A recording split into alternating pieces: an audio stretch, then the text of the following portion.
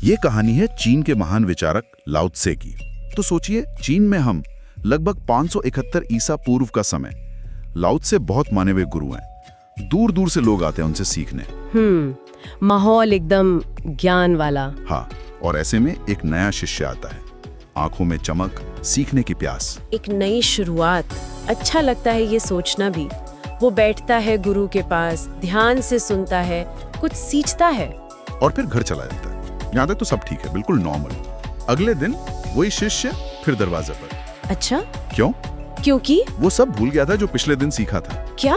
सब कुछ? हाँ, उसके दिमाग में फिर से वही सवाल घूम रहा था जिसका जवाब उसे कल मिला था, और वो उसी सवाल के साथ फिर गुरु के सामने। अरे बाप रे! अब सोचिए, अगर आज ऐसा हो तो क्या होगा? कोई भी टीचर थोड़ा तो इरिटेट हो जाएगा, है ना? हाँ, कहेगा कल ही तो बताया था, ध्यान कहाँ था तुम्हारा? या फिर शायद वो शिष्य खुद ही इतना शर्मा जाए कि दोबारा पूछे ही ना। बिल्कुल, अक्सर होता है ऐसा। पूछने में झिझक या सिखाने वाले का धैर्य जवाब दे जाता है।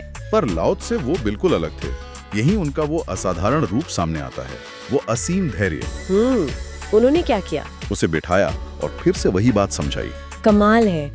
ये सिर्फ जानकारी देना नहीं हुआ, ये तो उस इंसान की सीखने की रफ्तार का सम्मान करना हुआ, चाहे वो कितनी भी धीमी क्यों ना हो। हाँ, और ये शायद उनकी अपनी सोच से भी जुड़ा था। वो ताओ वाली सोच कि चीजों को वैसे ही स्वीकार करो जैसी वो हैं, जबरदस्ती मत करो। बिल्कुल, वो शिष्य को बदलने की कोशिश नहीं कर रहे थे, उसके साथ चल रहे थे। और मजे की बात, ये एक दिन नहीं हुआ, ये रोज का नियम बन गया। शिष्य सुबह आता, वही सवाल पूछता, क्योंकि वो रात तक भूल चुका होता। और लाओ त्से रोज सुबह उसी शांति से, उसी धैर्य से उसे फिर समझाते। हाँ, एक दिन, 2 दिन, 3 दिन, ये सिलसिला चलता रहा। ये कल्पना करना भी मुश्किल है आज। एक ही बात बार बार, बिना बोर हुए, बिना निराश हुए। ये सिर्फ धैर्य नहीं है, ये उस शिष्य पर भरोसा भी है कि वो सीखेगा जरूर। हाँ, सिखाने वाला हार नहीं मान रहा है। अच्छा, फिर क्या हुआ? कहानी और दिलचस्प होती है जब 5 दिन बीत जाते हैं। छठे दिन जब ये शिष्य हमेशा की तरह लाओ त्से के कमरे की तरफ जा रहा था, तो दरवाजे पर ही किसी ने रोक लिया। किसने?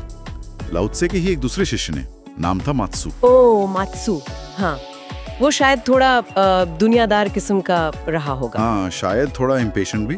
उसने 5 दिन से ये सब देखा होगा और शायद उसे समझ नहीं आ रहा होगा कि ये चल क्या रहा है।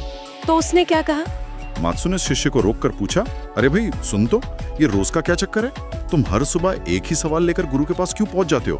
मैं 5 दिन से देख रहा हूँ। बेचारा शिष्य, उसने क्या जवाब दिया होगा? उसने बड़ी ईमानदारी से कहा, क्या करूं मैं भूल जाता हूँ। कल गुरुजी ने जो समझाया था, आज सुबह तक दिमाग से निकल गया। अच्छा। बस ये सुनकर मात्सु का पारा चढ़ गया।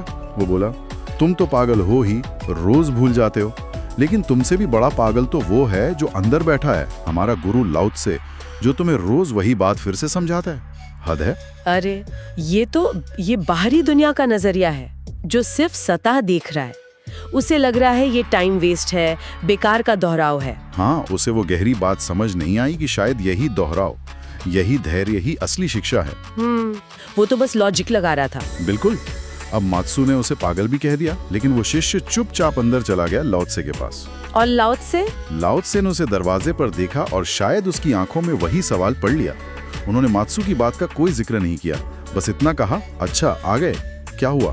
फिर भूल गए, कोई बात नहीं, अंदर आ जाओ। वाह, देखिए जरा, कोई शिकायत नहीं, कोई ताना नहीं, शिष्य की जरूरत सबसे ऊपर। बाहर कोई क्या कह रहा है कोई मतलब नहीं, कमाल का फोकस। और फिर वही हुआ, लाओ त्से ने उसे बिठाया और फिर से वही सवाल और वही धैर्य वाला जवाब, जैसे कुछ हुआ ही ना हो। ये सिलसिला चलता रहा। दिन हफ्तों में बदल गए, 10 दिन, 15 दिन, 20 दिन, रोज वही। शिष्य आता भूला हुआ और लाओ त्से समझाते। उस शिष्य के बारे में भी सोचिए, रोज ये जानना कि मैं भूल गया, फिर हिम्मत करके वापस जाना, ये भी कम नहीं है। और गुरु का धैर्य तो खैर परीक्षा दे रहा था। सही कहा। एक असाधारण रिश्ता था ये। तो मोड़ कब आया कहानी में? मोड़ आया 21वें दिन। उस दिन कुछ अलग हुआ। क्या? सुबह गुजर गई, दोपहर होने लगी, लेकिन वो शिष्य नहीं आया। वो चेहरा जो रोज दिखता था, आज गायब था। अब लाओ त्से ने क्या सोचा होगा? लाओ त्से को चिंता हो गई, फिक्र हुई कि कहीं बीमार तो नहीं पड़ गया, कुछ हो तो नहीं गया। ओह! वो उठे और खुद उसके घर चल पड़े। दरवाजा खटखटाया, शिष्य बाहर आया। लाओ त्से ने पूछा, क्या बात है, आज आए नहीं? सब ठीक तो है? तबीयत ठीक है तुम्हारी? ये सिर्फ एक टीचर का काम नहीं है, ये एक गुरु की अपने शिष्य के लिए गहरी चिंता है। वो सिर्फ ज्ञान देने वाली मशीन नहीं थे। हाँ, एक मानवीय जुड़ाव था। तो शिष्य ने कहा, नहीं गुरुदेव, मैं बिल्कुल ठीक हूँ, आपकी दया है। फिर लाओ त्से ने पूछा, तो फिर आज आश्रम क्यों नहीं आए? और यही वो पल आया होगा जिसका इंतजार था, है ना? बिल्कुल। शिष्य ने शांत आवाज में जवाब दिया, गुरुदेव, आज मैं इसलिए नहीं आया क्योंकि कल आपने जो मुझे समझाया था वो अब मेरी समझ में आ गया है। आ गया आखिरकार। हाँ, अब मुझे वो सवाल दोबारा पूछने की जरूरत महसूस नहीं हो रही। 21 दिन के लगातार धैर्य के बाद वो ज्ञान अंदर बैठ गया, वो बीज उग गया। लेकिन यहाँ बात सिर्फ उस एक सवाल का जवाब याद रहने की नहीं है। क्यों? हाँ, ये बहुत जरूरी बात है। जब शिष्यों ने कहा समझ में आ गया है, तो इसका मतलब सिर्फ वो फैक्ट याद रखना नहीं था, ये कुछ ज्यादा गहरा था। बिल्कुल।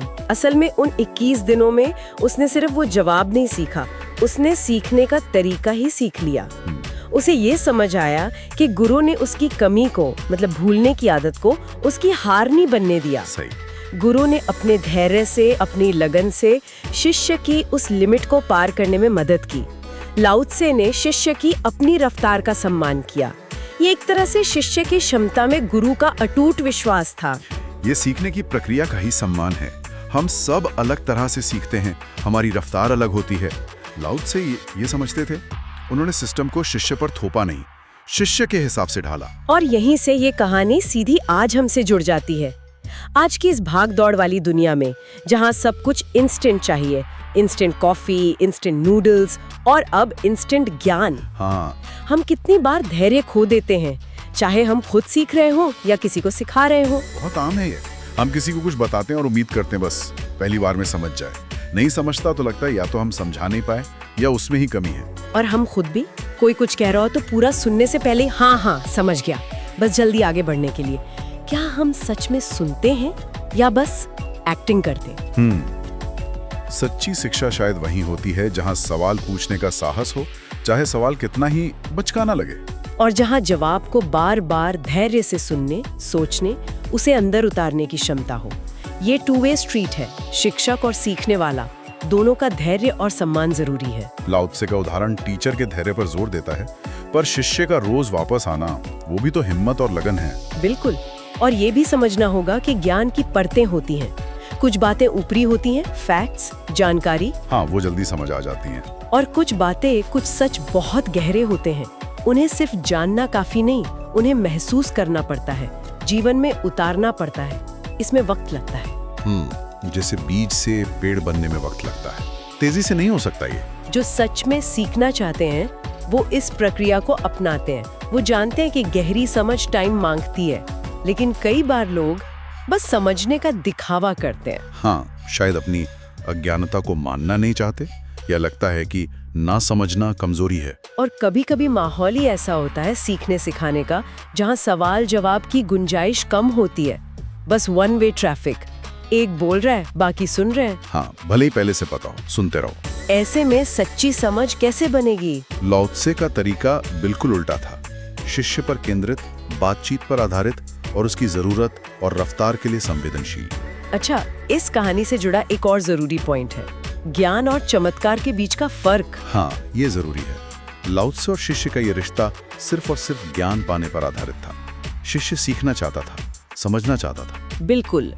अगर कोई गुरु शिष्य का रिश्ता इस उम्मीद पर है कि गुरु कोई चमत्कार दिखा देगा, कोई लॉटरी जितवा देगा या बीमारी ठीक कर देगा, मतलब जहाँ ज्ञान की प्यास नहीं, बस किसी फायदे की आस है, तो क्या उसे गुरु शिष्य की उस महान परंपरा का हिस्सा मानना सही है? बिल्कुल नहीं। वो तो उस परंपरा का अपमान है। गुरु शिष्य परंपरा का मतलब है आत्मज्ञान खोजना, सच को समझना, चरित्र बनाना। ये कोई सौदा नहीं है। सही कहा। लाओ त्से का उदाहरण हमें उसी शुद्ध ज्ञान वाली परंपरा की याद दिलाता है। तो इस पूरी बातचीत और कहानी का सार क्या निकलता है? मेरे हिसाब से तो यही कि सच्ची समझ और गहरा ज्ञान सिर्फ तेजी से जानकारी बटोरने से नहीं आता। एकदम सही पकड़ा। इसके लिए धैर्य चाहिए, लगन चाहिए और वो विनम्रता कि हाँ, मुझे नहीं पता, मुझे सीखने में वक्त लगेगा। लाओ त्से सिर्फ टीचर नहीं थे, वो सीखने की कला के मनोवैज्ञानिक थे। उन्होंने दिखाया कि सिखाने वाले का धैर्य सीखने वाले की कमियों को पार करने में मदद कर सकता है, एक तरह से उसकी क्षमता को जगा सकता है। और ये कहानी आज के लिए एक बड़ा सवाल छोड़ जाती है। हम अपनी इस फटाफट वाली संस्कृति में ये धैर्य कैसे वापस लाएं? अपने बच्चों को सिखाते हुए, साथ काम करने वालों के साथ, या खुद कुछ नया सीखते हुए? क्या वाकई धीमा सीखना ज्यादा गहरा सीखना है? क्या हमें थोड़ा रुकने की जरूरत है ताकि जो सीख रहे हैं वो अंदर तक जाए, सिर्फ सतह पर ना रहे? ये एक ऐसा विचार है जिस पर शायद हम सबको थोड़ा रुककर सोचना चाहिए। हो सकता है रफ्तार की इस दौड़ में लाओ त्से का वो 21 दिन का धैर्य हमें एक ज्यादा टिकाऊ और सार्थक रास्ते की तरफ इशारा कर रहा हो। गति जरूरी है, पर शायद गहराई उससे भी ज्यादा कीमती है।